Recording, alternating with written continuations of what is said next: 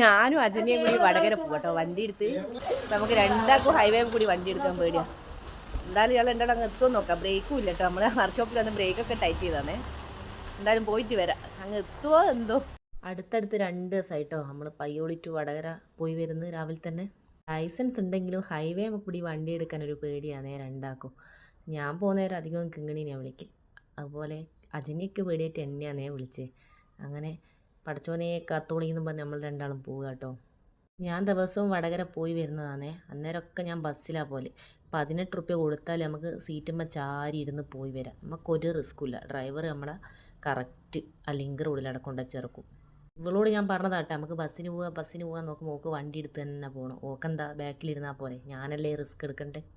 വളവും തിരിവൊന്നും ഇല്ലാണ്ട് നമുക്ക് നേരെ അങ്ങ് പോവുകയാണെങ്കിൽ ഒരു പ്രശ്നമില്ലേനെ. ഇത് ഇൻഡിക്കേറ്റർ ഇട്ട് അങ്ങോട്ടും ഇങ്ങോട്ടൊക്കെ വളയം മുക്കിയാന്ന് ബേജാറാകുക. പിന്നെ ലൈസൻസും ബാഗിൽ വെച്ച് നടന്നിട്ട് കാര്യമില്ലല്ലേ. എപ്പോഴെങ്കിലും ഒന്നും ഇങ്ങനെ പോകണ്ടേ. അങ്ങനെ പഠിച്ചവനെ നിങ്ങൾ കാത്തോളിന്ന് പറഞ്ഞിട്ടോ നമ്മൾ രണ്ടാളും പോയേ. പിന്നെ നമ്മൾ പോയ രാവിലെ തന്നെ അതിനെക്കൊണ്ട് വലിയൊരു തിരക്കൊന്നും റോഡിലില്ല കേട്ടോ. അതുകൊണ്ട് സുഖസുന്ദരായി പാട്ടും പാടി പോവാം. പിന്നെ നമ്മളെ പോക്കും കണ്ടാൽ മറ്റുള്ള വണ്ടിക്കാർക്ക് അറിയാം ഇവർ തീരെ ധൈര്യമില്ലാത്ത കുട്ടികളാണ്. അതുകൊണ്ട് നമ്മളെ പരിഗണിക്കുന്നുണ്ട് കേട്ടോ.